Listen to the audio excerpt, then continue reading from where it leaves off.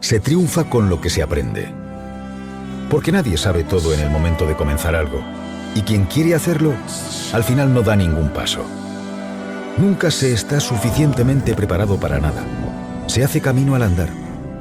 Lo importante es tener pasión por el trabajo, ser una persona observadora y curiosa, preguntar, leer, estudiar, absorber de otros. Los demás también pueden aportar ideas interesantes. Y no pararse nunca. Todas estas cosas están a disposición de todas las personas.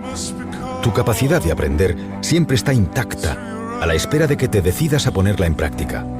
Ella te llevará donde quieras. El escritor Brian Herbert lo expresaba así: la capacidad de aprender es un regalo. La habilidad para aprender es una destreza. La voluntad de aprender es una elección. La libertad siempre es elegante. Porque ser libre es ser uno mismo. Y ser uno mismo siempre seduce. La autenticidad, con todo lo que conlleva, es el único camino real hacia la libertad individual.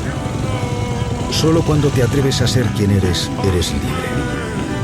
Por el contrario, no eres libre cuando actúas según el que dirán, cuando tus opiniones son el resultado del statu quo, cuando buscas la aprobación constante de la gente, cuando las críticas te pesan demasiado, cuando miras de reojo a cada paso que das.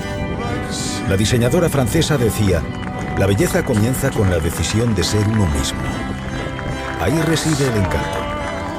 También apuntaba: el acto más valiente es pensar por una misma, en voz alta.